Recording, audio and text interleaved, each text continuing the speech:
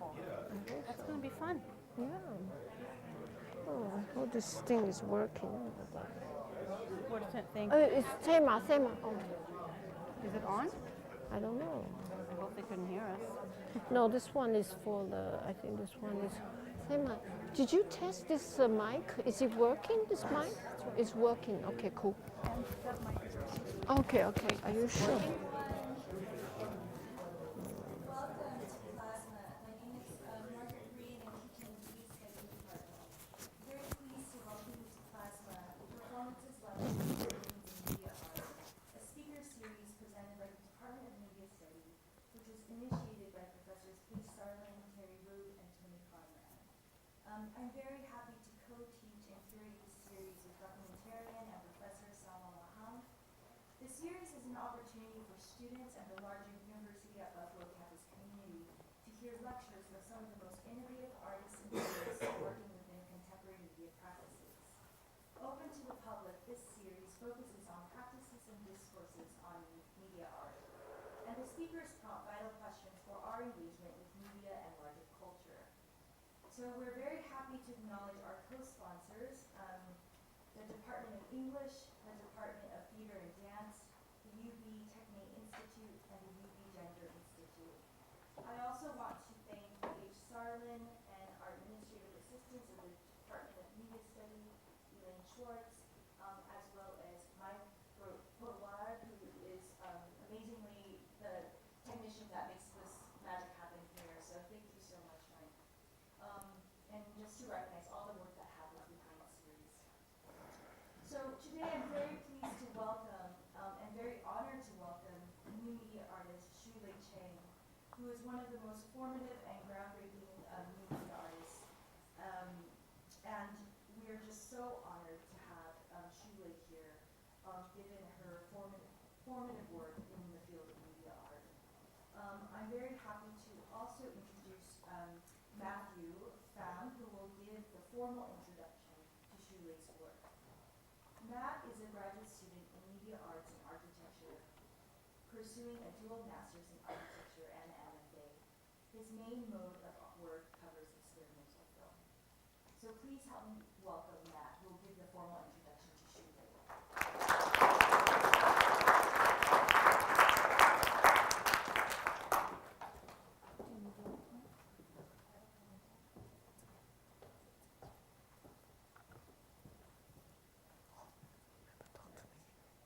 So just to give a prime example of her work, Shulei Cheng's web art piece, Brandon, was the first web piece project commissioned by the Solomon Art Guggenheim Museum in 1998. That was 20 years ago.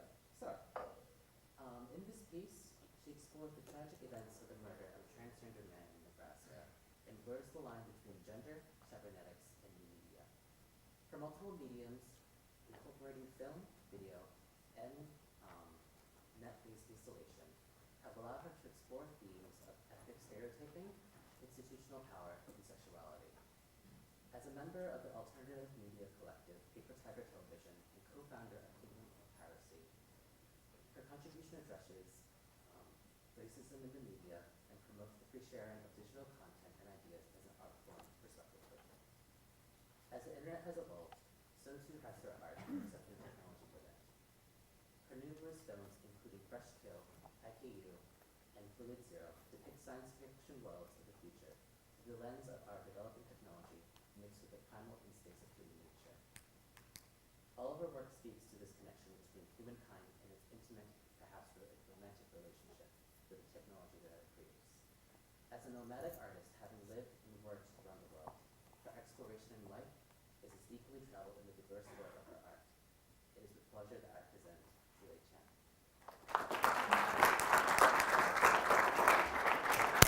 So where do you come from? Thank you so much. Thank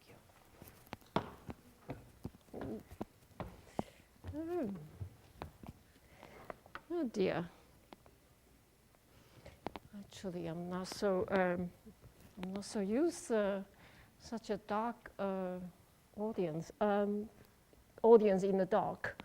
Is it possible to have a little bit light for the? Oh, lovely. Maybe a little bit less. just so that the screen still has some sort of resolution. Whenever you want, full It's just, or can we come to a compromise that I can still see people and then people can see the screen? See, I'm a very difficult person, I know. It could be quite difficult, isn't it? We cannot really, that's getting better, just a little bit down, especially on the front light. Yeah. See, I'm gonna try to spend the whole evening directing the lighting department so I can skip the serious lecture that's facing us. Anyway,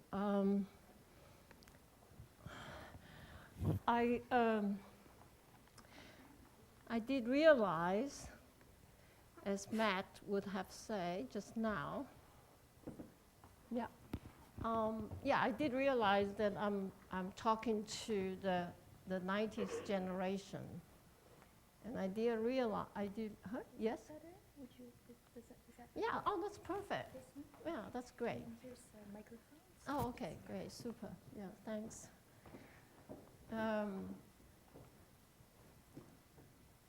I'm not being nervous being on stage yet, no. So I was saying that I did realize I'm speaking to the late 90s generation, aren't you? Yeah, I just happened to ask just one student that told me that he's born in 1998, which kind of got me. I didn't realize that actually, because I was thinking today I would actually track back to this particular work, Brandon, which is exactly 1998.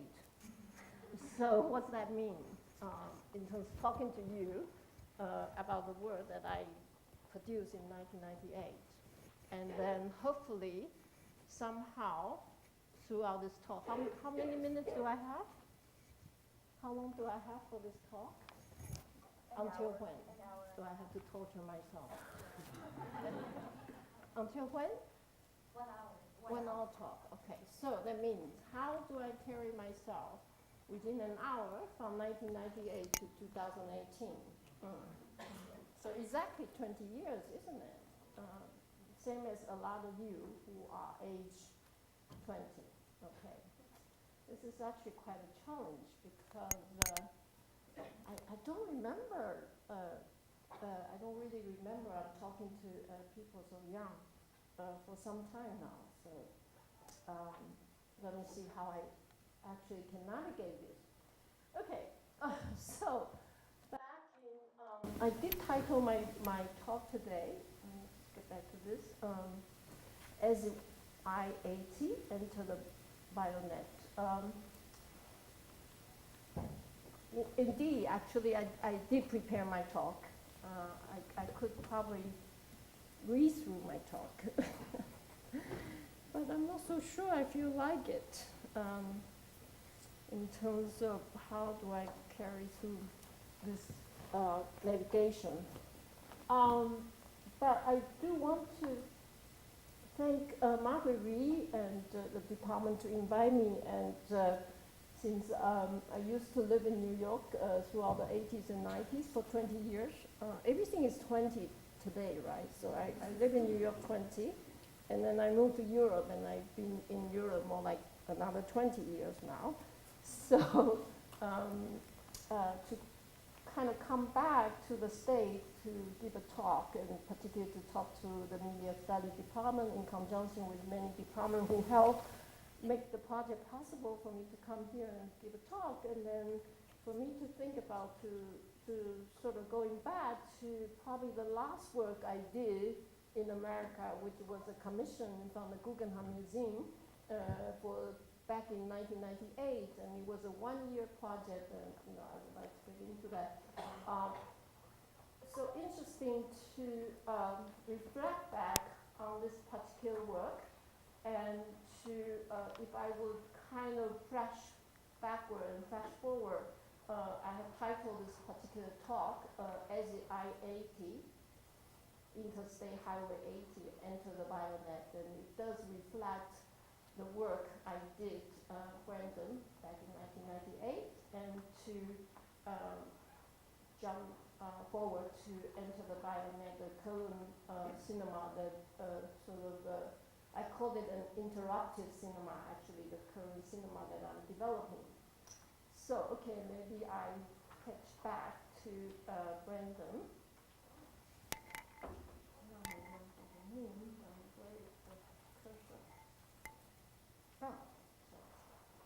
Okay. Brandon was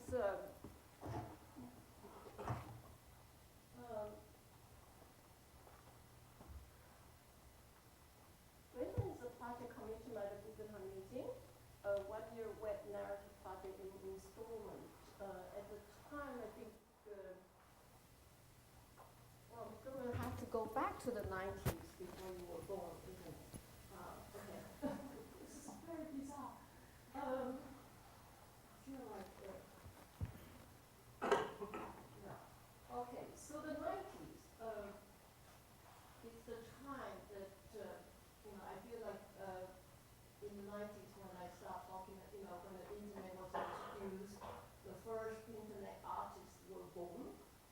Many of the artists start using the internet is probably more like early 90s, some may track back to the late 80s, but I would say the most productive time of the so-called net art is probably early 90s, like it's around that time. Of course, by year 2000, 2001, there were already some theories saying like the net art is dead. But to say Brandon was produced at a time almost like the height of the internet art, and I probably take a lot of reference from the information superhighway at the time, the avatar, the chat, the whole internet environment at the time to produce this work. However, the particular Brandon project referred to Tina Brandon, or Brandon Tina of Nebraska. It's actually coming from two particular news stories at the time. One is how Brandon Tina, as a transgender person, was from Lincoln, Nebraska, was actually at a certain point got revealed that he is actually a she in terms of identity, and so as a he, that he was eventually got raped and murdered.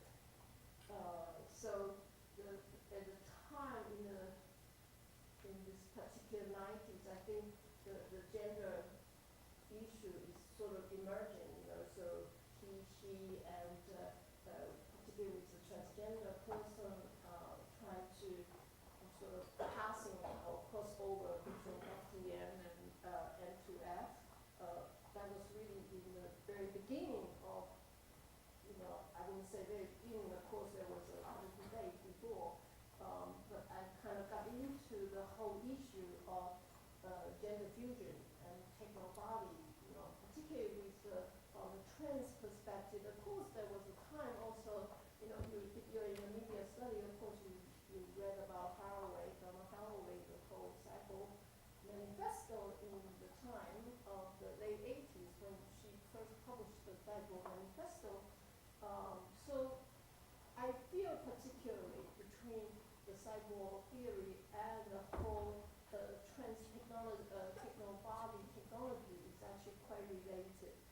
But this particular work actually inspired also by another story, another kind of news story called A Rape in the Cyberspace.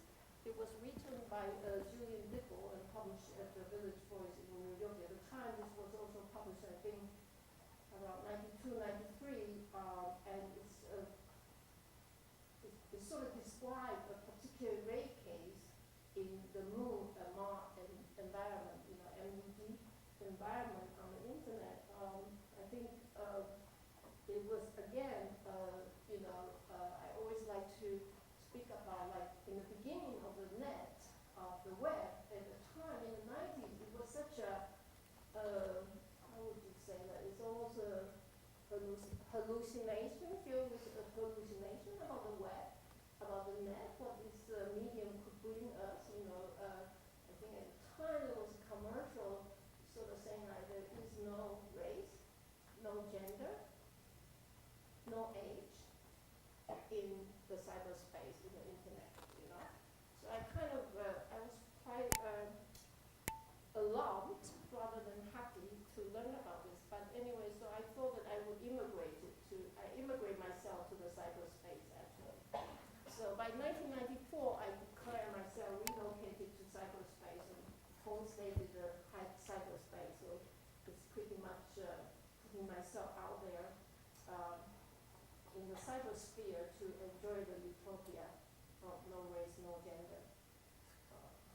So the project Brandon kind of formed out of a lot of issues about the particular time. I think it's sort of my particular wrap up of the 90s, and of course I already sort of, let's say, if I move to the cyberspace, and then I should have a different lifestyle, isn't it? Anyway, the reason why Brandon actually used a road trip also refer to the Brandon Tina personality is, I always wonder, here is a transgender person in Nebraska with the highway, remember I told you that this is the time we all talking about superhighway. So here is the interstate highway, of 80 that couldn't take Brandon out of Nebraska, doesn't seem to be going. I'm actually probably should be playing a video maybe because the website doesn't seem to be going anywhere.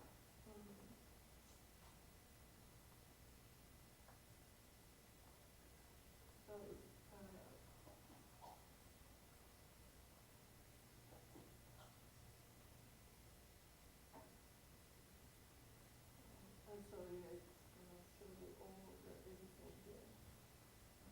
Trade my car,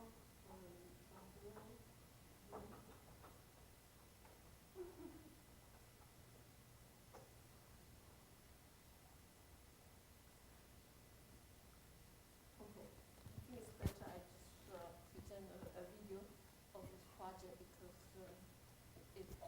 So this is Emma Dixon. It's the particular project because Brandon, when it was produced in 1998, 99, it used a lot of programming language of Java language, and it was really heavy loading, and so there was quite difficult to navigate, and also really required a very high bandwidth to navigate through this project, and that's why it was really much. I set it up as a museum project, and I really want the museum to sponsor, for people to actually have to go to the museum to view the art project. But after 20 years, actually the museum finally kind of, how would you say that? It's more like a restore the project because the language became so difficult to navigate, and the museum at the end in 2017 released a sort of restored version. And I don't know how much you know about the computing language, so it was working with the Department of the Computer in New York University to restore the project. And the researcher or the archivist actually totally changed this particular project from a lot of programming language from the Java to JavaScript, and they also kind enough to do they did a sort of restore version on video, so to show. But imagine the project is set up as a 1-year installation, so in different installments. So basically throughout the year, it's like maybe the better term for today would be like a serial, like an episode, with different episodes with serial. So, within a year time, I would implement different interface. So there is the interface of Panopticon, the interface of Theater Amatronicon, and all these different phases. And we have, as I mentioned, there's a raid in the cyberspace, and also the court case with the Brandon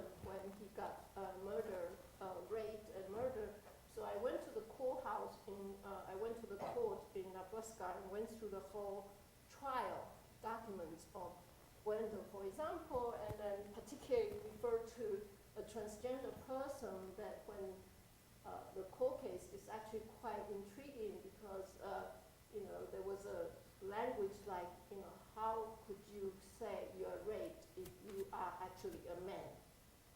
Like, do you still have a vagina? This kind of very, very, it's actually quite brutal language, and so I kind of went through the court case and take all the document with me, and also study a lot of different cyber sort of rape case, in terms of, I think yesterday I was talking to one of the research student, a PhD student about the sort of cyber, sort of stalker, or more like a cyber stalking today.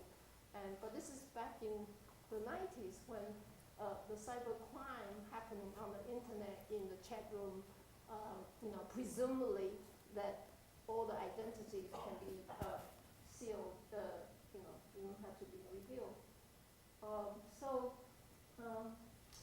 It's very difficult to describe this one-year project per se, particularly because it does cover many, many things. But I will show you maybe a few photos of the installation also, so that in different interface. So this is the interface called the Big Dog interface. Basically, it contains different images, and then you can kind of sort through. You can, sort of go through it.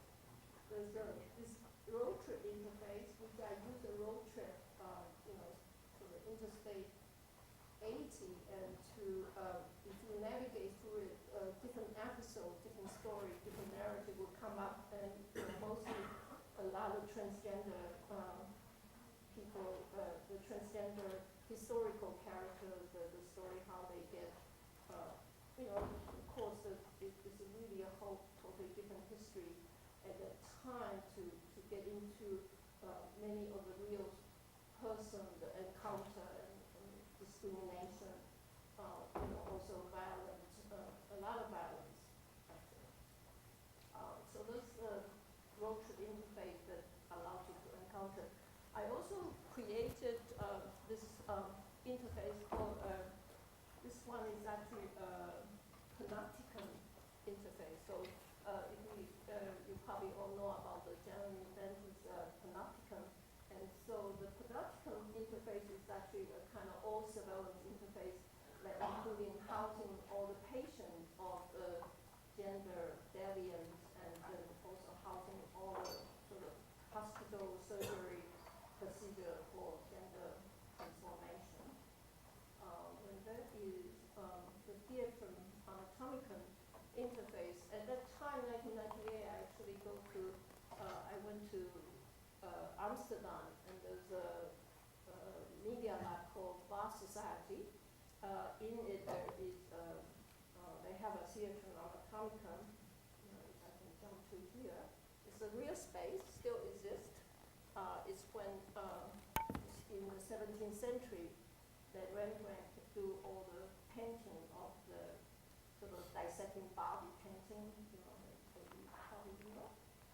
So I kind of used this space to create this interface called the theater Anatomicon interface, and it's in this particular space I did various performances. And I also create a fake chat room that allow different personalities, different story to happen. The installation itself, when it was shown at the museum, the Guggenheim Museum at the time, was showing at the time there was still the Guggenheim Museum in Soho, and so we actually have these kind of, it's actually, the whole installation here actually contains 52 monitors to display the three different interfaces together. There's a kiosk in the front so that you can still navigate the website. It's really a complex project that took a year, and for me to collaborate with many other artists, many other authors, other institutions, programmer, to make this project happen. So yeah, this is the 90s, the end of the 90s, I would say. Yeah. So how would I say? Yeah. So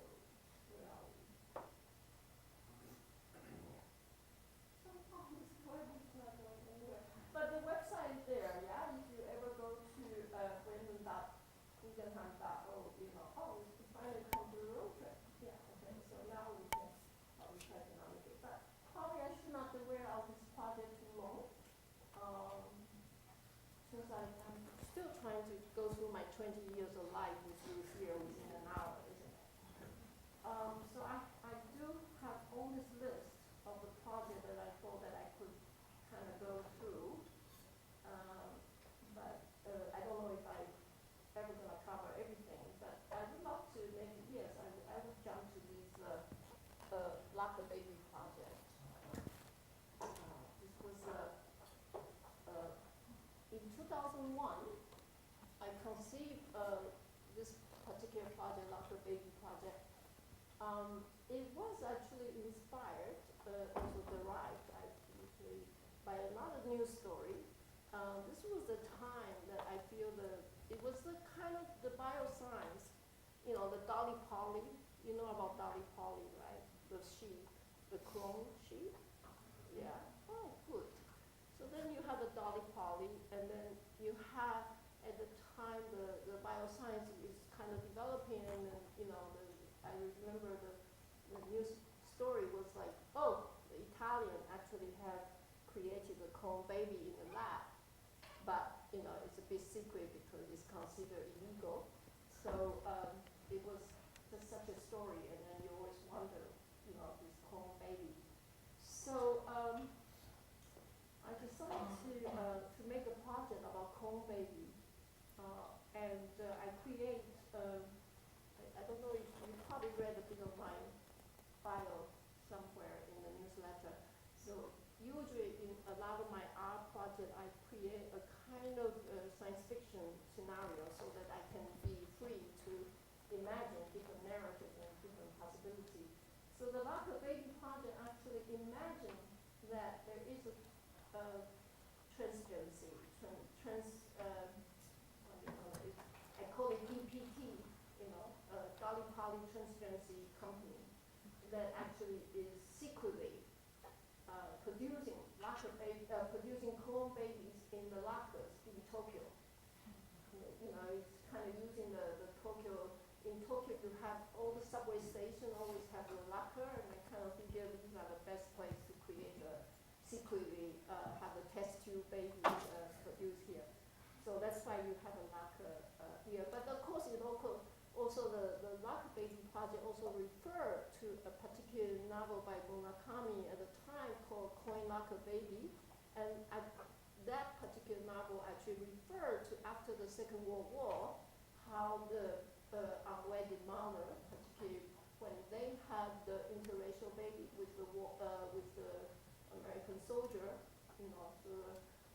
secretly, then they would discard their babies in the coin lockers in the metro, in the subway stations, and hoping that when the baby starts crying in the locker, that someone will pick the baby up and adopt the baby. So it was kind of a phenomenon. So this project is sort of missing the sort of social reality condition at the time, not at the time, but actually post-war, and the whole development of the clone baby technology, and try to make this project. So the concept is written as such. How the clone baby became that how we can entrust the human actually create clone baby to entrust our memory and emotion to the babies. So one day, if we ever want to retrieve our memory emotion, which I call it me data, M-E, memory emotion data, if we ever want to retrieve our data, we actually have to interact with the clone baby. So the project right from the beginning, I sort of imagined 3-part series, a baby play, baby love, and baby work.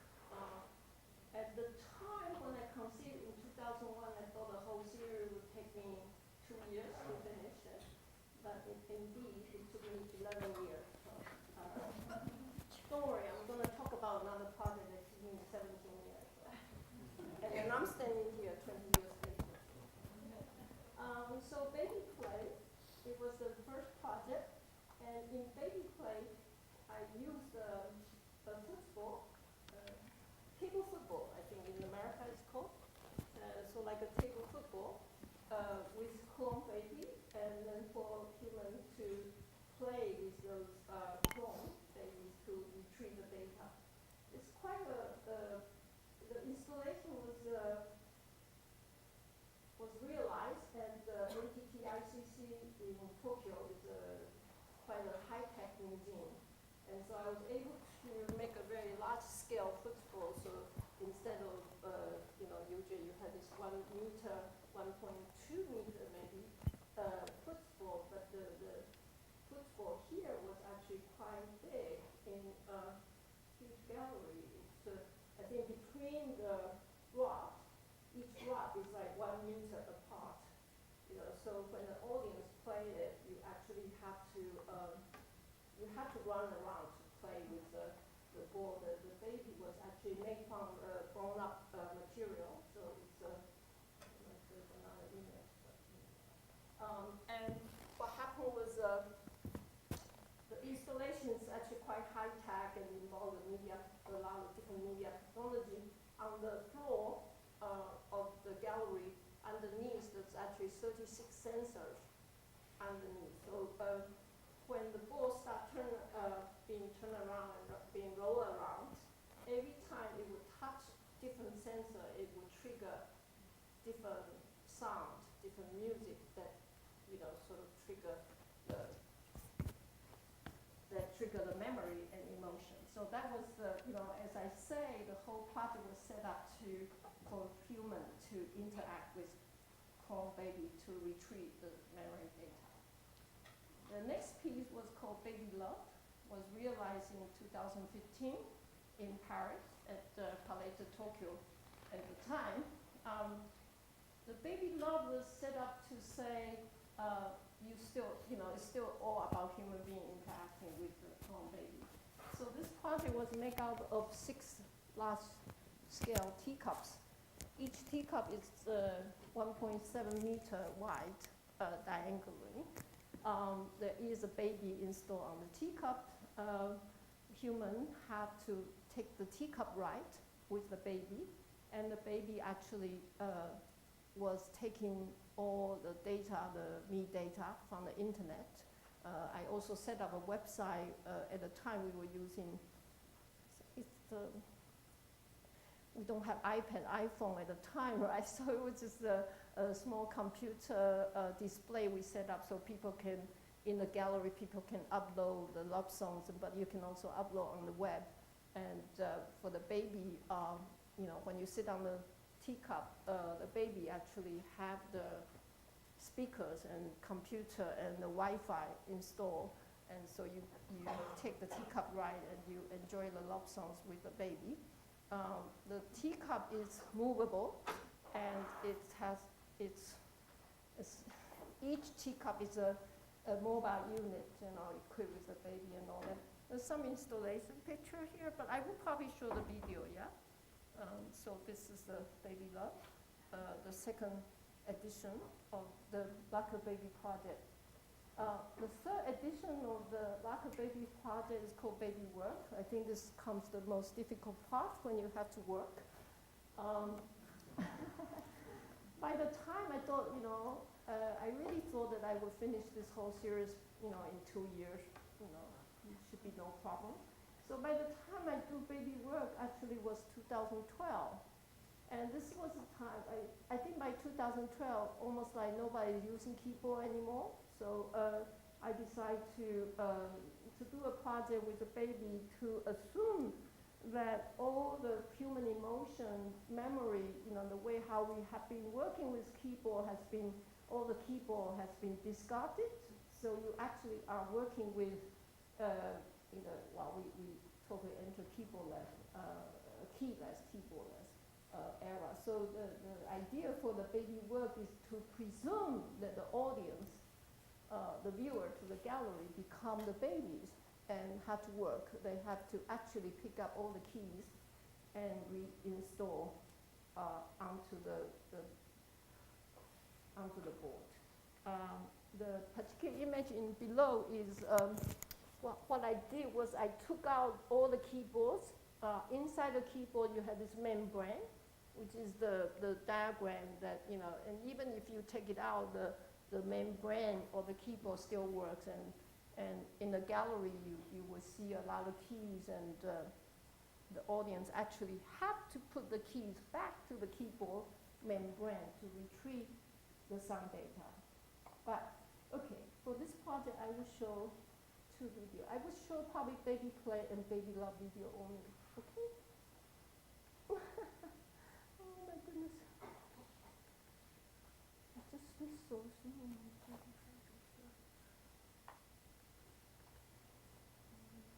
Okay, I'd love to show you the baby love when it was premiere, when it was first shown at the Palais de Tokyo. I think this is the opening night video.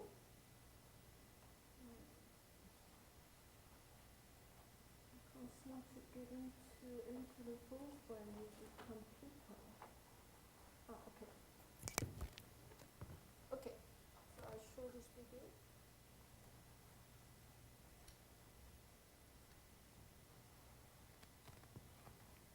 Baby love journey, back where it is. Spacebar. And technical assistance. Sorry. Your computer. Sorry.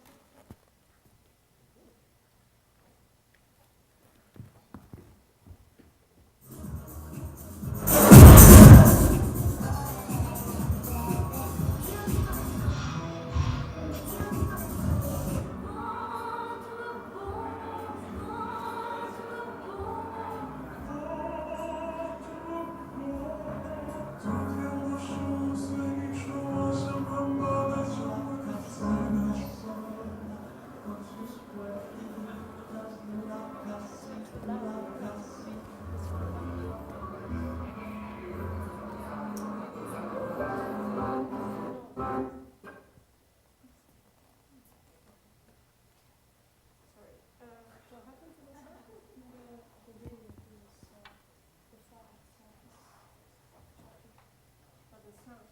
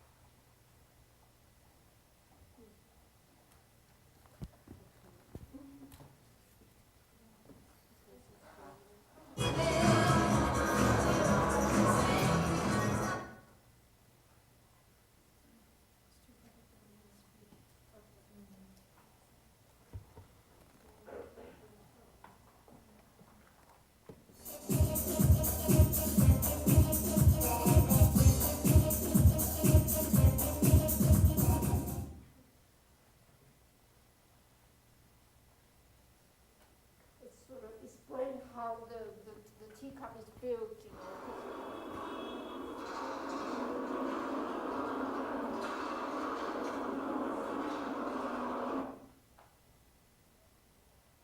The whole control system.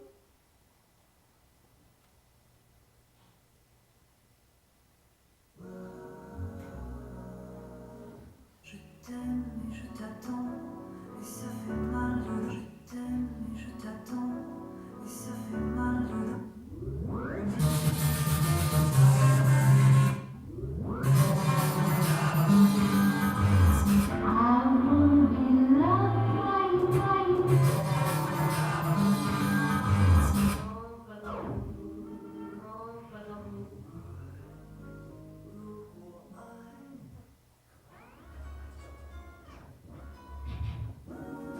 My body's sensitive.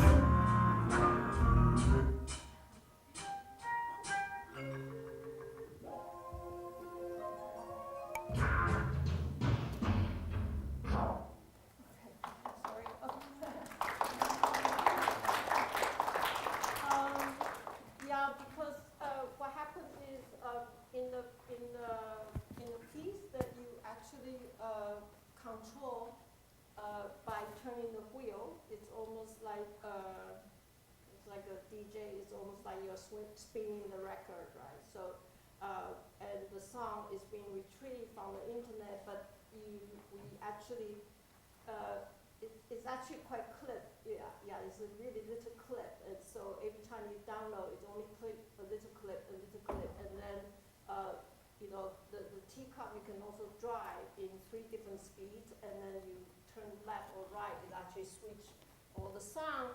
The whole system actually, however, is live, so actually the baby is constantly downloading the song from the internet. Of course, the net itself has all the love songs uploaded. The website still exists. It's called babylove.biz. If you're interested, you still can upload the love song. I think at the end of the site probably collected like about 3,000 love songs on the site itself. So, did I see a question? No. If you want to ask questions right away, it's okay too. Any questions? No. Yes. On the base, we had like an LED that displayed numbers. What did the numbers like correlate to? What was the function of the numbers? The number doesn't really function that part there, but it kind of indicated it wanted to say to kind of remind you of the locker baby. They are the lockers. They are born from the lockers. So the LED of the number just more like a locker number, but it actually doesn't have particular function. You saw that on their diaper, there's a button, white button. Those are the speakers. And inside the baby is actually an iMac, so they can retrieve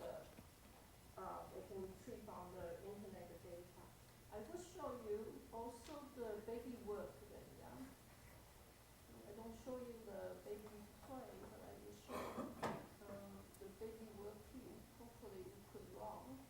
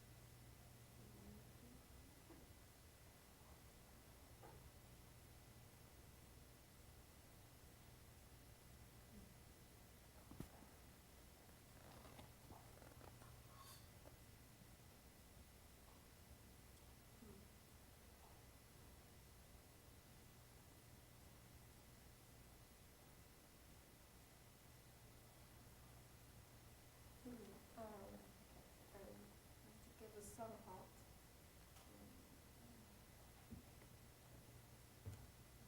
The computer is being slow also.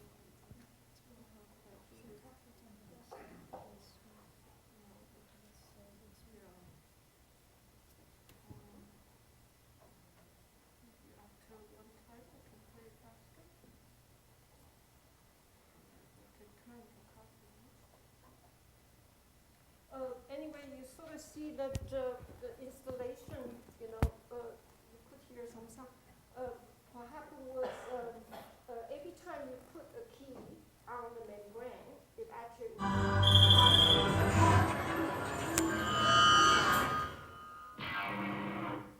it would again trigger all these different sounds, So again, it's kind of really fragmentation of different sound clips that kind of represent what is remained of the memory and emotion. So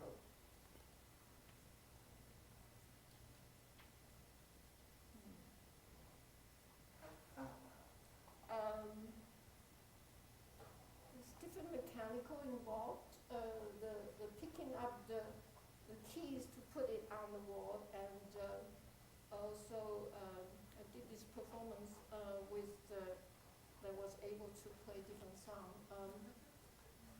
Yeah.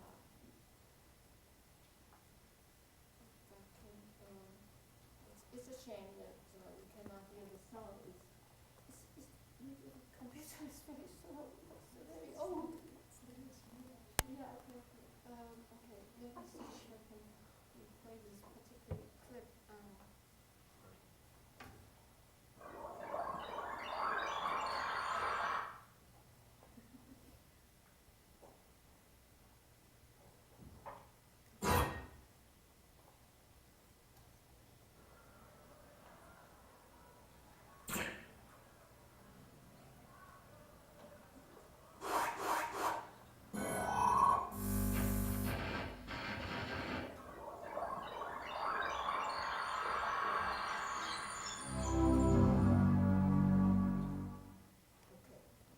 Anyway, so you kind of get an idea of the piece, I think.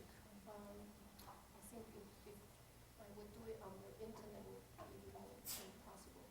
But, okay.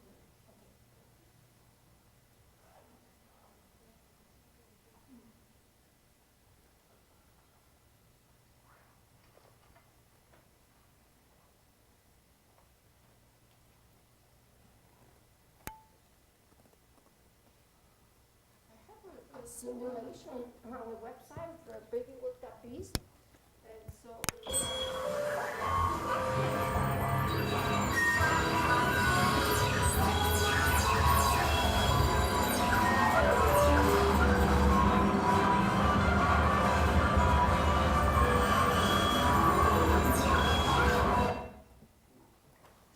Anyway, so that's how the kind of, in a way, the kind of effects you can get in a gallery if you start putting the keys on the people, and then if many people are doing that, it kind of created a kind of, I would say, the kind of synchronized symphony, you know.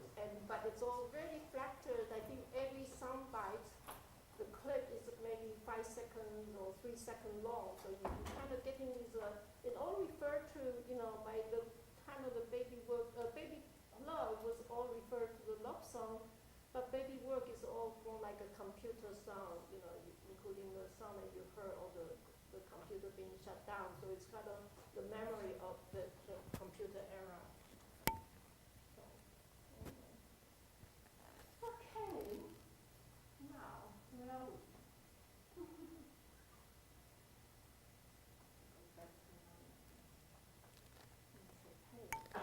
So I kind of jumped through 2001, 2012.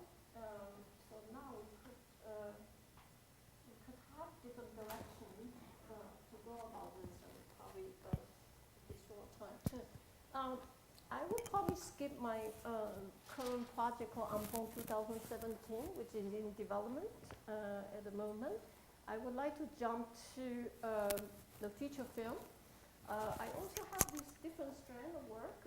It's kind of making feature length film, feature length cinema. I think Matt introduced me. I make 3 feature films. One is called Fresh Cure, was released in 1994. The next film was IKU, released in 2000, and it took me 17 years to realize Who is Zero. So from 2000 conception till its release in Berlin, Berlinale 2017 last year. It is kind of follow a bit of my sort of creating this kind of science fiction, cyberpunk, particularly this one I call it cyberpunk movie. Anyway, so it has a scenario that talk about how the AIDS virus from the 80s, particularly AIDS virus from the 80s, when we have the AIDS epidemic was particularly I think I would say like, you know, late 70s, early 80s, or mid 80s, when the AIDS epidemic was really happening, and because of the FDA drug issues, the pharmaceutical probably cannot release the drugs for curing the AIDS. The government is not helping, and so I sort of, at the time I was living in New York and quite involved with a lot of ACT UP demonstration on the street. It was a time of really vivid activism happening, and we were all like on on the street demanding the release of the drugs and all that. So I think the kind of dealing with this particular period of time and the virus sort of stayed with me, as I would say, and then many years later, I would write this scenario about how the AIDS virus got mutated and became the drug itself. So the AIDS, when this new drug actually is from it creates a new kind of people, I call them zero gen, and the zero gen actually have the capacity to have their fluid, mainly from ejaculation, the fluid or ejaculation, male or female or trans alike, that actually the ejaculation, the fluid itself became a drug like, like the cocaine. So the fluid drug actually replaced cocaine of the 20th century to become the drug of the 21st century. I have only can show you a trailer. I did show the film at Whole Wars last Saturday, but I didn't see many of you coming. But it doesn't matter. I can take it. Yeah, but I'll show you a trailer, yeah? Okay.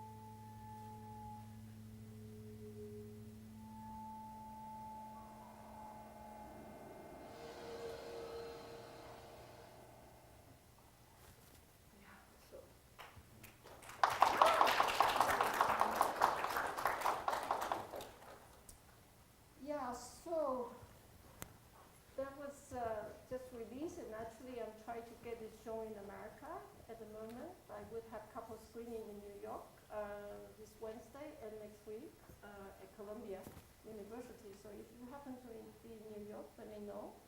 Maybe you can come by to see the full-length film. At the same time, I would like to probably jump back a little bit to IKU then.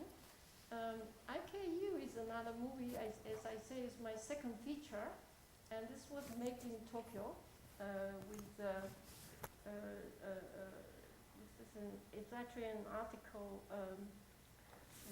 in published in Rhizome, written by Ruby Rich in the New Queer Cinema, collecting New Queer Cinema book. He wrote a very good article about the film when it was first released in 2000 at the Sundance Film Festival. It contains a lot of sex, all my film right now contains a lot of sex. So this particular film I can make in 2000, at that time, I was dealing, it's actually a sort of takeoff from Blade Runner. I sort of, my biggest question was about does android have sex? Do they dream of sex?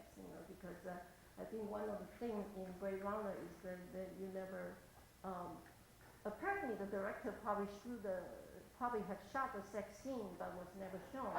And so I always want to give replicants a bit of sex, and so that was the idea for this film. Of course, recently when I saw Blade Runner 2049, I was also quite surprised to see that how Blade Runner 2049 totally forgot about sex but jumped into the baby right away. So so you have the replicant baby. The whole film is about replicant baby, the missing baby, the searching for the baby. Anyway, but IKU is about sex, and it's actually, I would call it a science fiction porn film. I've always proud of myself to invent this particular genre. And it also have a narrative. The story actually talk of how the I don't know, you all familiar with the Blade Runner story? So the Blade Runner, you have the Terror Corporation, yeah? And so in IKU, I created this company, it's called Gaylon Corporation. So their idea is they had to send out the replicants to collect orgasm data from the human being. And when they collect the orgasm data from the human, they actually make them into chips that you can insert into your mobile phone.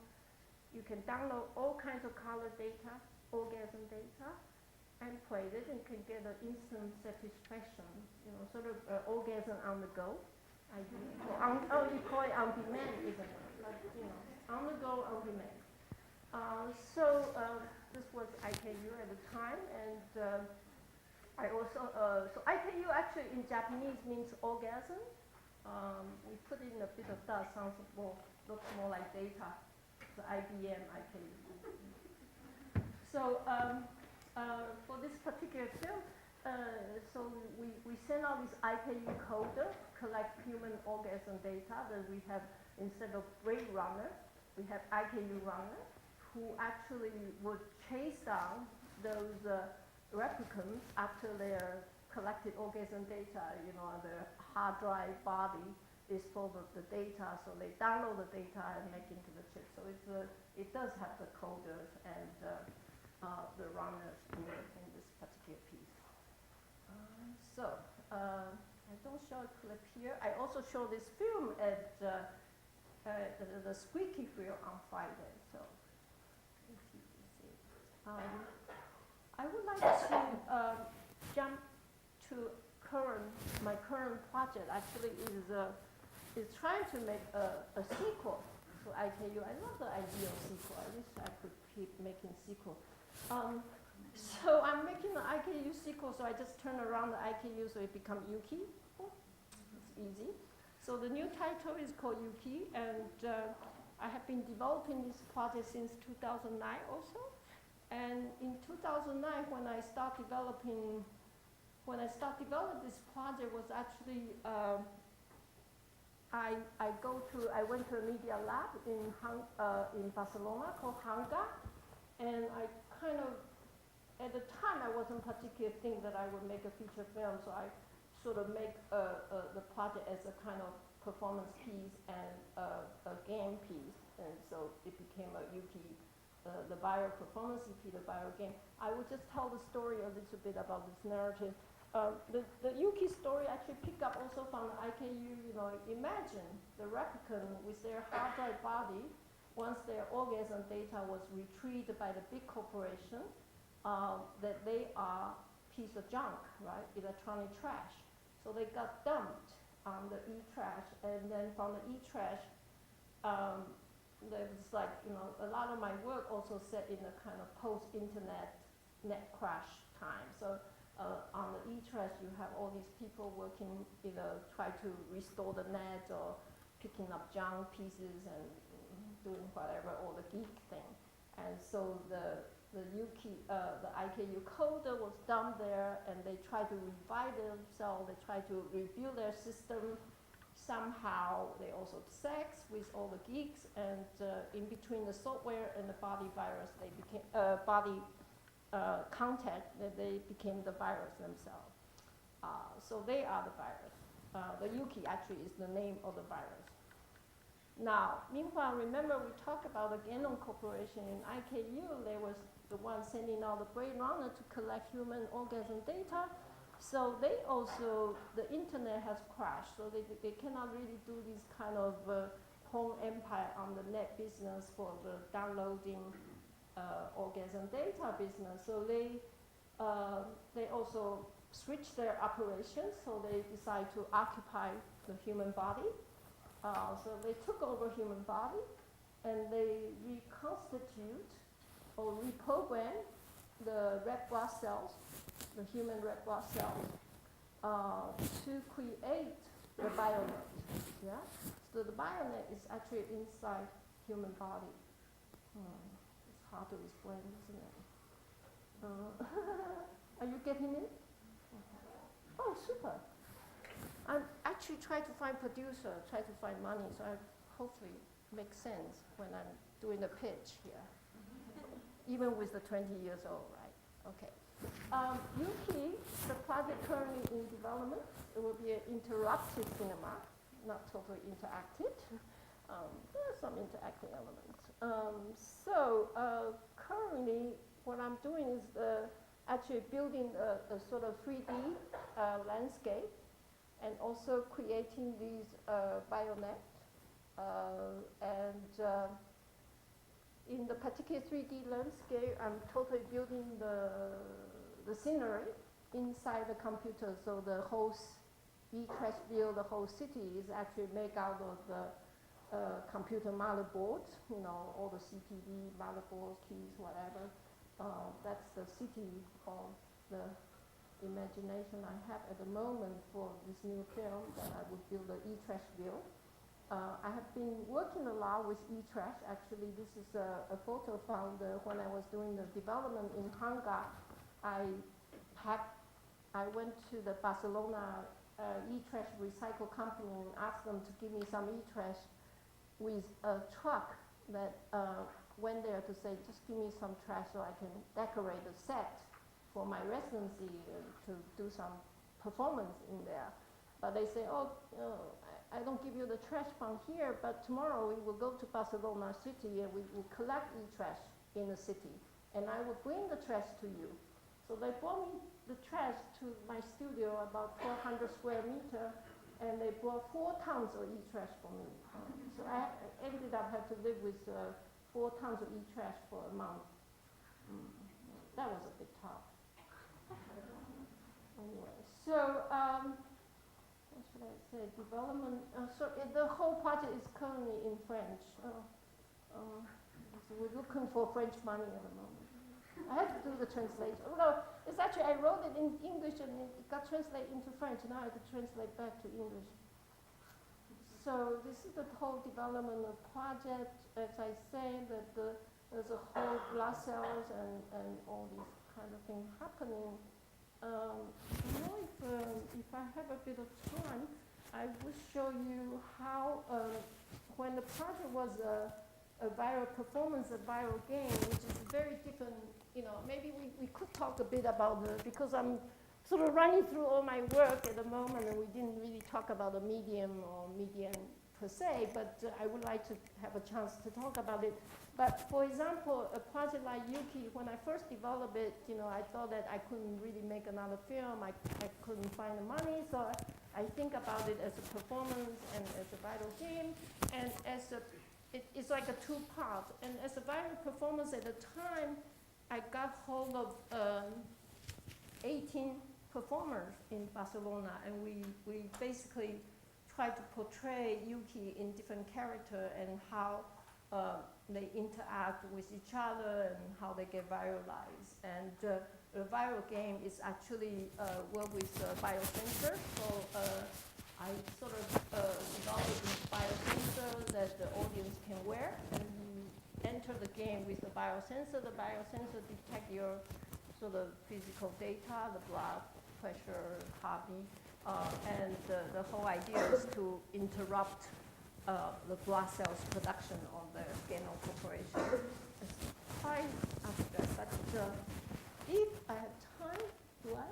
Yes.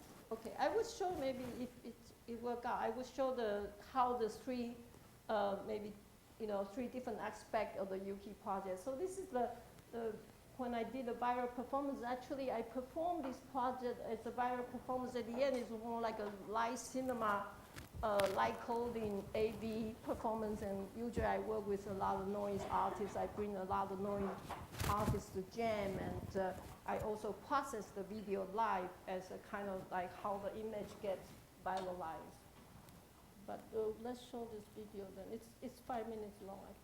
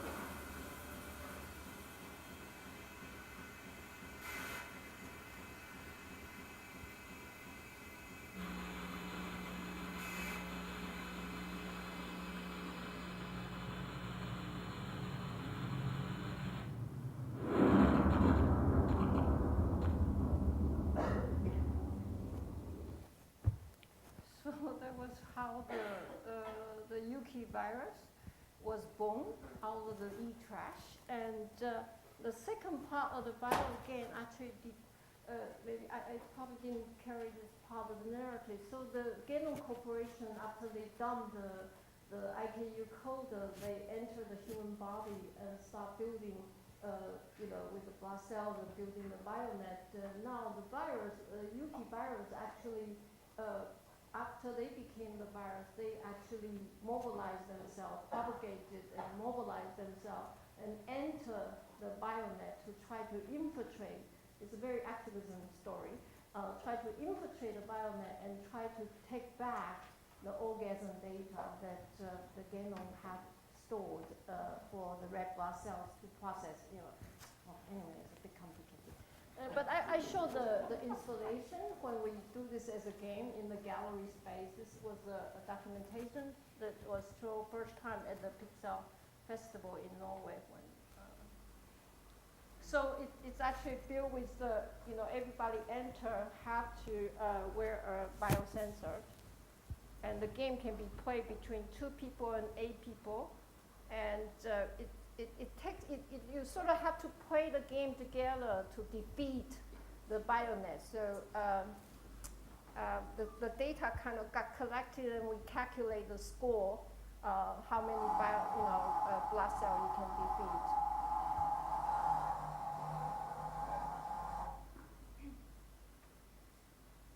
And so it's like the game, the interface shows 3 different levels of your body condition, and somehow every player has to have the body condition in sync to be able to defeat the blood cells.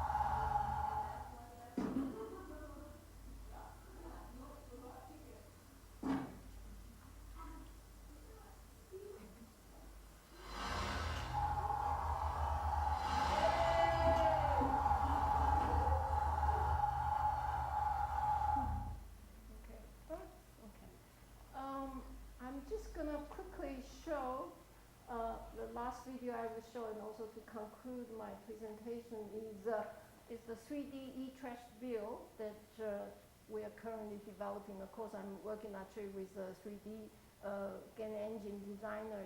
It's totally written with game engine Unity, and it's really in the beginning of the development. And so I will show, this is a very short clip of the e-trash bill built out of the e-trash, and then how the Yuki became the virus. I call this like a virus rising video, but it's very short.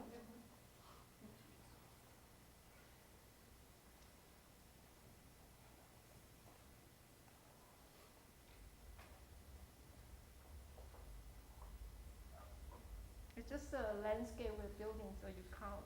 There's nothing else, no sound.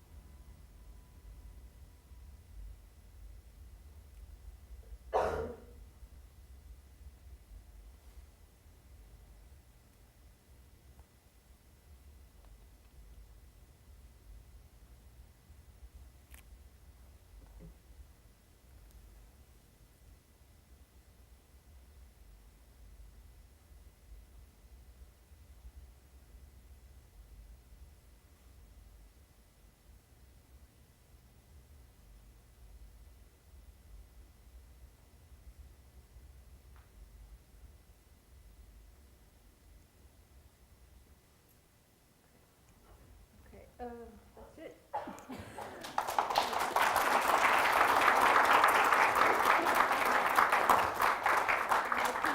It will be quite a long-term project for me to get the funding to develop it into a feature film. The interactive cinema part comes to, I will also use a mobile phone game to interrupt the cinema. So during the cinema, I actually ask you to download a mobile app to interrupt the cinema and to play a game, and by you losing or winning the game actually would decide the ending of the film will be different.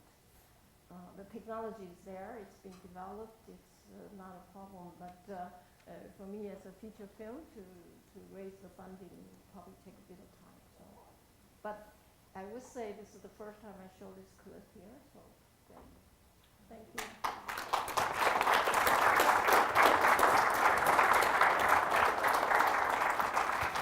Should we open up for some questions? Should I moderate this one? Is there any question? I would really love to hear from you as the world has changed. It's my chance to talk to 20-year-old human being. Yes? That video with like, I don't know, I think it was like 3 videos ago, like the cyber trash stuff, and it was all colors and stuff. What was it? Like, what was happening? Which one? I was This very one? confused. Not this one. It was like 2 videos ago. I think it was like Yuki or something. Yeah. The one you did with the noise artists. Oh, the noise. Okay, so that was a piece that because remember I say all the replicants they got dumped on the e-trash. So I have these 4 tons of e-trash in the studio, and we ask performers to play the Yuki character. And when they try to reboot the system, but it's the way I do system reboot always involves sex, you know. So it's like I kind of a believer of sex as a coding, or like in Who is Zero, the movie is actually pissing is the way of coding. So it's I'm very into body function.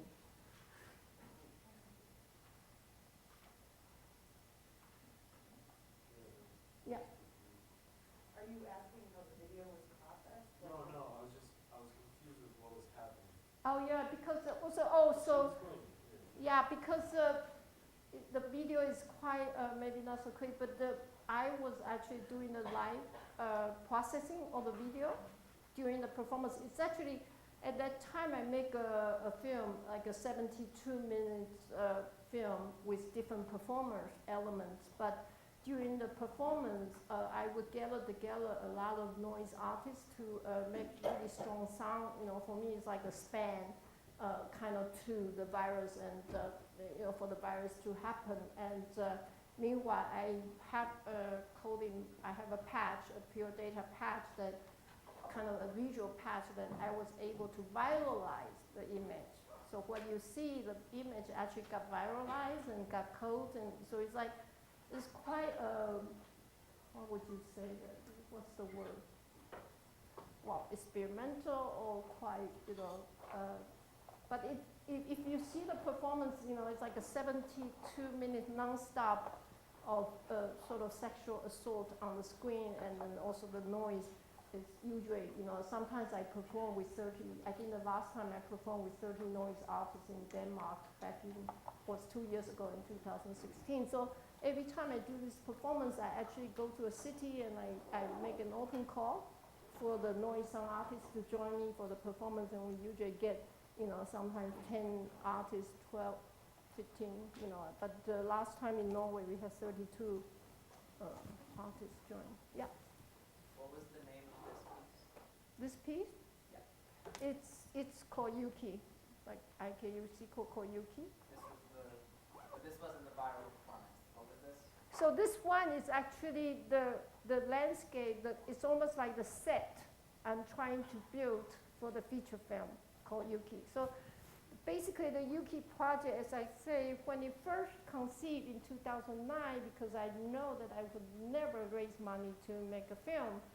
So at that time also, I still have this other movie I try to realize, so I don't dare to make it into a film. So at that time, I make it as a performance and a game. And then now, 2 years, last year, I got the funding to develop the film, to develop the project into a film. So I start building the sort of e-trash build for me to incorporate the character. So the film eventually, would have this kind of scenery of the 3D scenery, and I'm not so sure all the characters. I'm still writing the script, and the character will probably missing from the 3D and by performers or by actors. Yeah, but it's really in the very beginning of the project.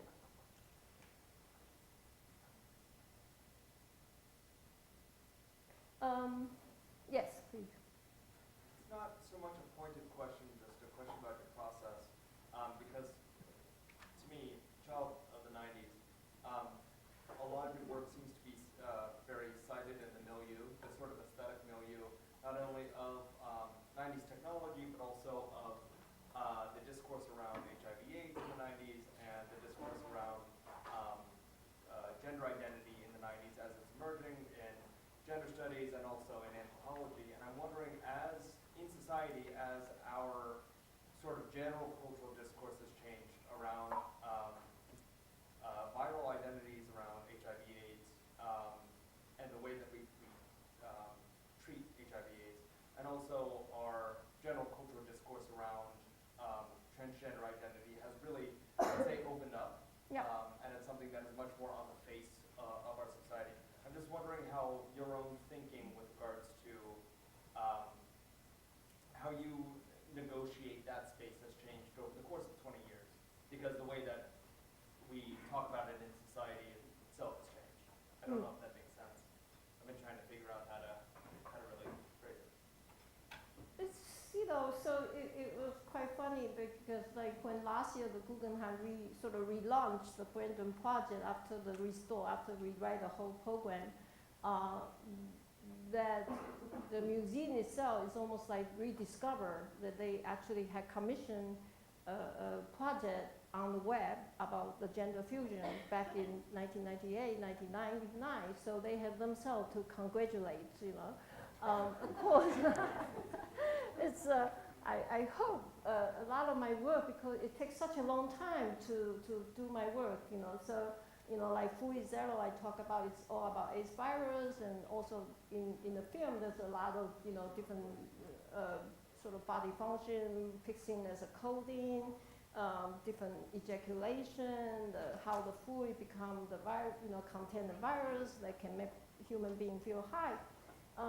Of course, a lot of these concepts, say from the 2000, and for me is to reconcile with myself to see if these words still relevant today, it still mean anything. And then as I still keep on to it, and as I say, right now I kind of particularly saying like my current cycle work is sort of viral love, biohack.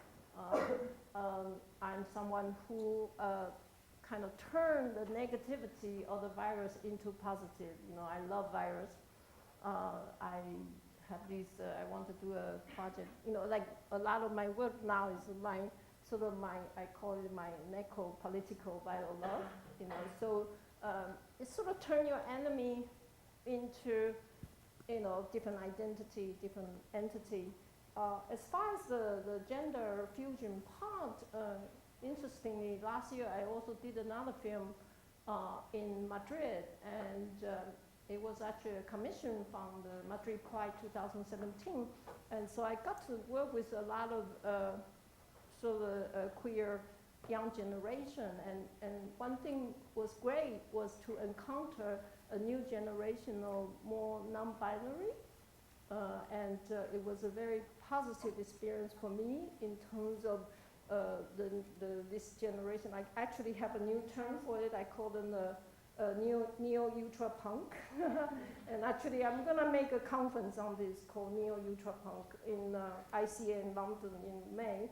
But so that's another thing in terms of like to recognize the kind of gender fusion today. The binary code doesn't exist anymore. So I feel like in the 90s with when I rooted myself in the trans community, the FTM, M2F, the sort of binary passing is so crucial. But then at the moment, I feel the non-binary lay generation is really great. And also one thing great is also, I think, somehow we got out of the body politics. Was able to engage in larger social political issues. So these new generation, they are actually quite active, well, they call themselves doing transfeminism, auto-defense. So it's like, it's a very positive, rather than a very, I think a lot of time we think about the, sort of trans-homophobic attacks is still happening, but at the same time, I think the generation is finding a very positive way to deal with it. I don't know if this answers your question, but I'm updating myself. Yeah, yes? I was curious about something. So, I did like some research on the IKU, and like they describe it like the Wikipedia page, for example, describes it as the first pornographic film shown at Sundance. Could be. I got a lot of people walk out, although it was already midnight show. They walk out at me. I actually, yes, okay. I was going to ask you, do you consider, just because your films have, like you said, a lot of sex, things like that, do you consider it pornographic? For IKU, actually, because it was made in Japan, and with my Japanese producer, we really set out to make a porno film in Japan. Particularly because Japan is actually still today that you cannot really expose any genitalia, men or women. So a lot of film, I think when IKU was shown in Japan, I mean, we actually had to, the censor called the producer to the censor, and it was, it was in 35 millimeter, he had to how do you call this pen? Black mark a lot of genitalia exposure. It's very sad. I think he was saying like that. But that particular film, I would say, I call it a science fiction porn. And this is not love, this is sex. So it's really clearly, the whole structure of the film is about collecting orgasm data. And so you do have to have sex to collect it. So it's totally porn. But by the time of Fully Zero, the film I just finished last year was shown, also at Berlinale. Also, quite a few people walk out during ejaculation. But that film, I always make clear that it's actually not set up to be a porno film. It's a very quite political. It called the AIDS virus. It was for me, it was very. I call it sort of my coming to terms with the AIDS epidemic in the 80s. My salvation to able to deal with the whole epidemic of virus. At the end, I kind of advocate to liberate the fluids in a way to say that the power, the kind of body power, the sort of uncensored body power.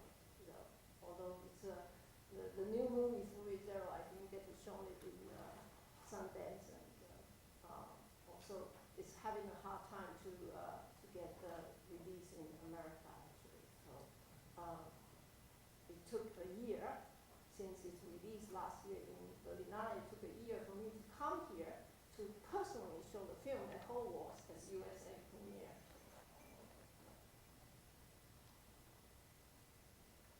Yes?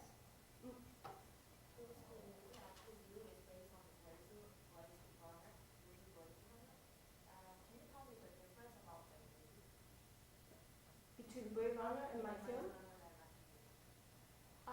Between Blade Runner and IKU? Oh, IKU have sex.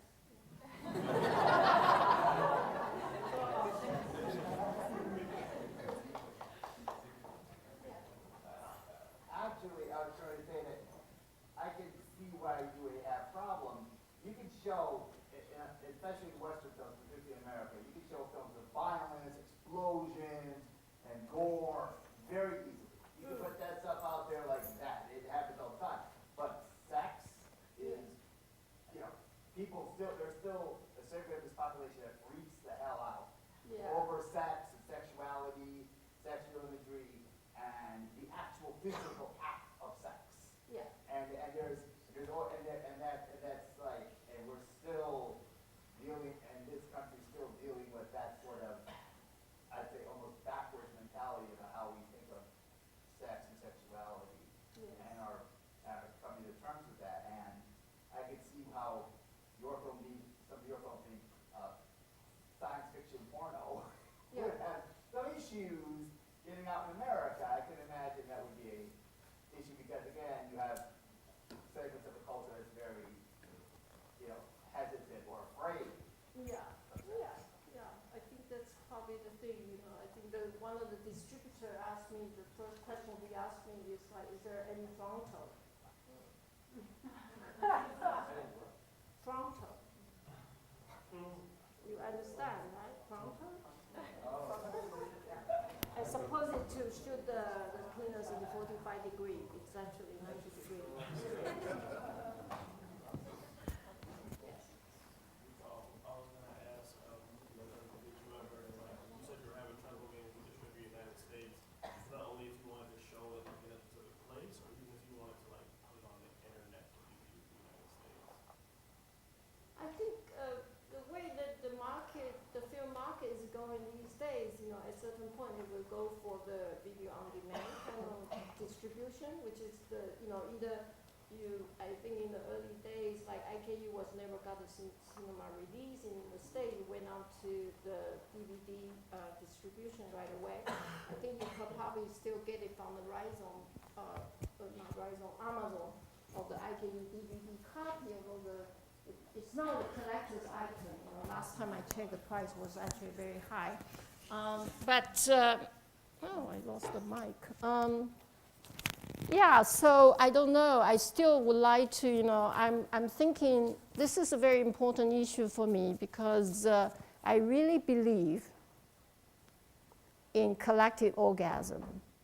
It's, you know, if I keep talking about orgasm, it's a bit embarrassing. But,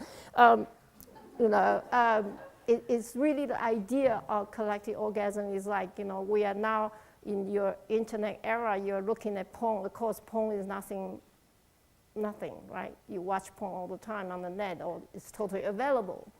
However, I really want, if I'm making a porn, if I'm also making sexually explicit image, I really want it to show in the cinema, so you can experience it together in the cinema, so you can get whatever, you get shocked or you get excited, you know. Sometimes when I did the Yuki performance at the time in Berlin, you know, people were actually fucking during the performance, and you know, later the organizer asked me, did I stage the performance that way? I said, no. So, yeah. Actually, another question. I noticed when during the baby work, you see the people trying to put back together the keyboard, and then later on, you see some of the other stuff you're doing. I saw a similar type of putting back together. Yeah. I mean, was that something that came to you when you were making it, or is it Yeah. an extension of your previous work? Yeah. Actually, I must say, I love trash, maybe. I'm dealing with trash all my life. Fresh Kill, in my first movie, 1994, I actually had this industrial waste, you know, that all nuclear waste that got dumped on the Aboriginal island. I have the international conspiracy of shipping the waste around on the big shipper, and then, you know, it's got toxicated fish and all that, you know, which is that film Fresh Kill was done in 1994, but, you know, if you look at today with all the nuclear waste being in the example of Fukushima, is actually reality, you know, like in Japan, people don't want to eat fish and particular fish around the island. If you go to a Japanese restaurant in Tokyo now, they really mark where the fish come from, which island, how far away. 300 kilometers away from Fukushima. That means it's safer and more expensive. So that kind of thing. But what I'm saying is, what was the question? Actually, I was asking about how it seems like there was like connectivity between the two ideas. Like you see. Oh yeah. So I have been working with this. So I kind of upgraded myself from industrial waste to electronic trash. That's an upgrade, isn't it?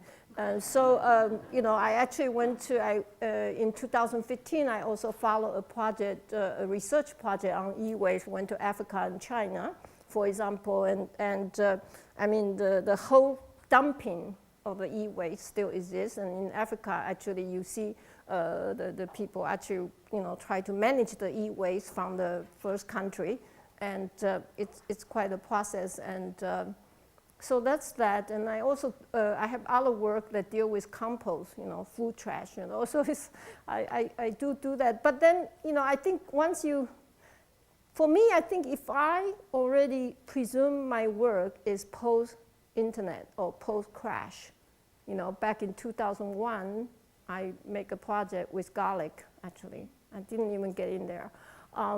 That I already presume that in the post-net, post-crash scenario, how the garlic become the new money, for example. So there's a lot of idea that probably, in a certain way, I was the one to, in the beginning when the internet first arose, I say, well, I have to get my hand on this technology. I use this technology. I make internet project installation, cybernetic. I would install a whole museum with high bandwidth ISDN in order to play to make these kind of installation. At the same time, after witnessing how much e-trash we have accumulated, human being has accumulated, and how much you have to upgrade your iPhone, Android phone all the time, and how much trash we are accumulating, I sort of have this kind of technology freeze period at the moment, So I'm a bit constrained now with technology. Let's put it that way. Yeah. So how you all feel? Good? Okay, good. Because I guess it's interesting when I join these work, and actually maybe I should do a bit of philosophical talk. I was thinking, nobody asked me this question, I'll ask myself. About the artist and the medium you would choose, isn't it?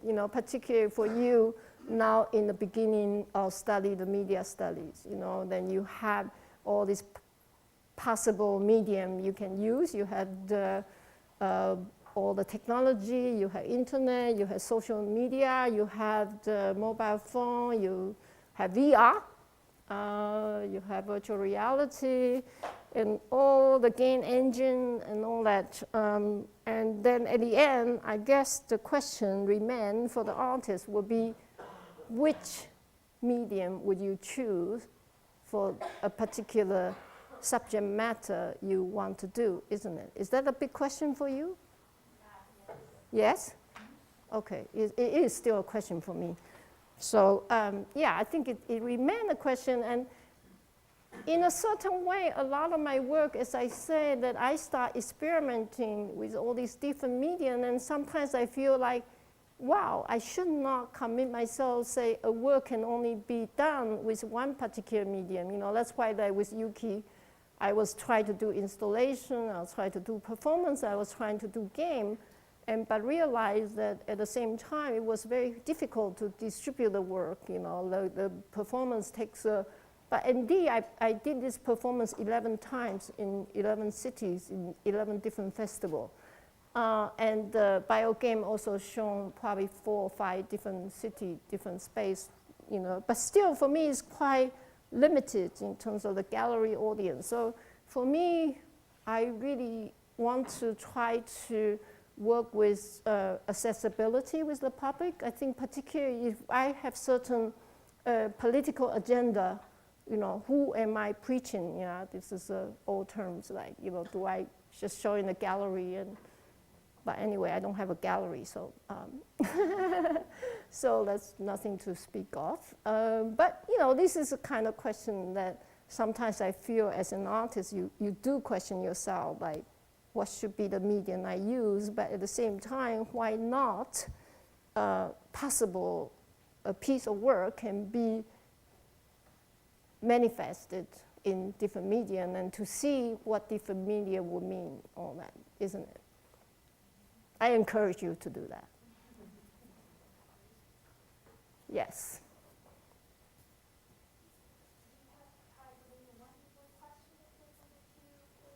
Yeah.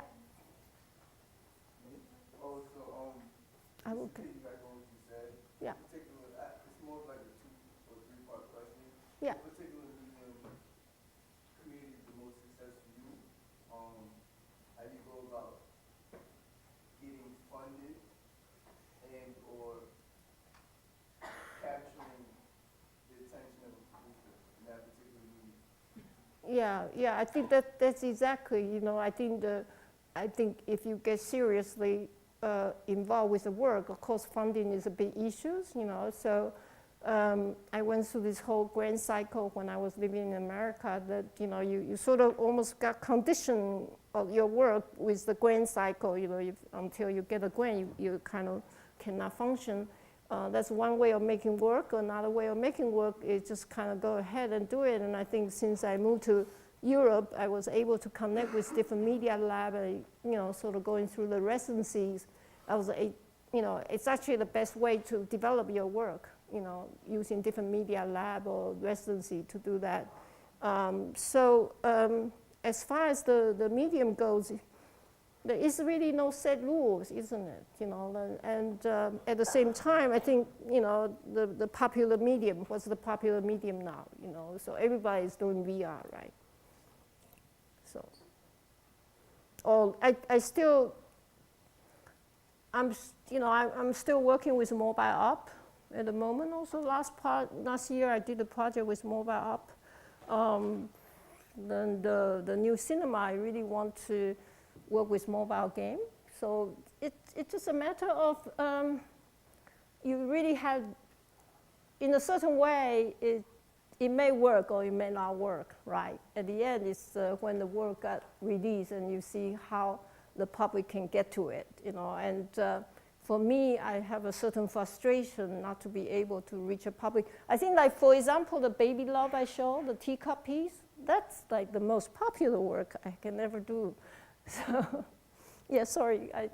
Yeah, just think when you were talking about like the inspiration for the clone babies, or cloning technologies from around, and when there's really big leaps in technology like that, and like gene therapy and stuff, there's always this kind of almost fearful reaction when people might think we're going too far ahead, and a lot of films and other media over the years are kind of like a reaction to that. They're kind of this negative reaction showing how far like technology can go too far. And with your work, I'm just getting takers, obviously, but I don't necessarily get a stance from you whether we should kind of fully embrace technology or if we should be more careful about it. What do you think? Oh, where is this Natasha? Where is she? Natasha is here? Yeah, I was just talking to her about this.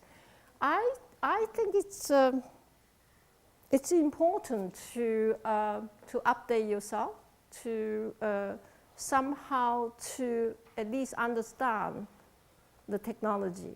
Then you can decide that you would use or not. Maybe, as I say, I'm in a kind of post-internet, post-crash era, so I should not be using technology.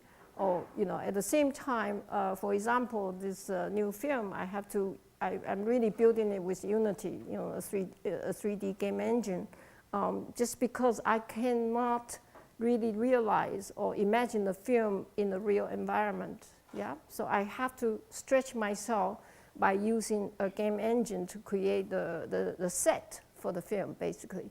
And so I'm not afraid of technology at the same time, because on the other side of me, I saw all the trash. This is like the electronic trash mountain is really incredible. It's when I was in Africa, and you see these mountains of e-trash and the smell that come with it, because a lot of things get burned when they cannot process it, when they cannot resell it.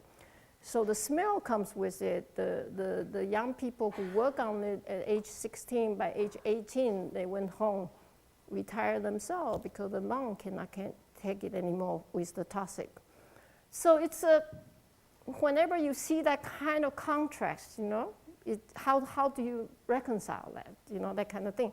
At the same time, I would not tell you to stop using technology, particularly you are in the media studies, like, I think actually, we want to talk about media, like, there's now the media archaeology, you have the evil media, the analog is coming back. It's fine, we are not afraid of any technology that comes along. At the end, my work deals with a lot of issues, it's not really about just technology. I'm working with a lot of issues. I have a lot of different concerns.